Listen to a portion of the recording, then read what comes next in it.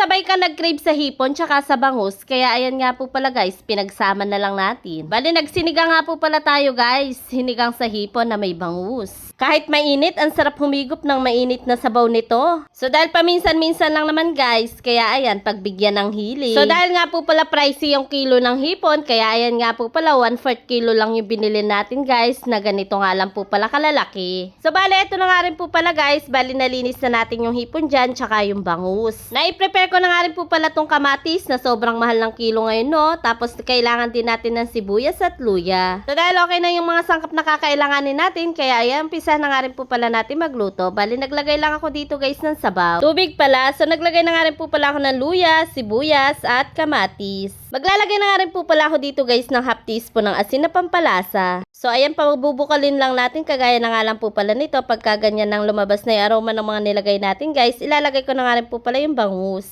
Bali 3 piraso nga lang po pala to guys, hindi ko na sinama yung buntot. Ito po kasi dito sa amin ng buntot guys, dahil matinik na iiwan lang lagi. Kaya ayan guys, di ko na sinama. So isusunod ko na nga rin po pala ilagay dito yung mga hipon guys, dahil mabilis lang naman maluto ito, ilalagay ko na rin yung ating pampaasim. Bali isang pakuluan na lang yung gagawin natin guys, tapos yan ilalagay ko na nga rin po pala yung mga pechay. So wala akong nabili kasi guys na kangkong, kaya pechay na nga lang po pala yung ilalagay natin. Maglalagay na nga rin po pala ako dito ng siling panigang. Bali pakukulan na lang natin ito hanggang sa maluto nga po pala yung pechay na nilagay natin guys, tapos timplahan nyo na lang pag kulang pa yung lasa. Dahil kumukulo na nga rin po pala ito guys, pwede na nga rin po pala natin patayin yung apoy para naman nga po pala hindi ma-overcook yung nilagay nating gulay. So paano ba yan? Luto na guys. Ano pang hinihintay natin? Syempre, kainan time na.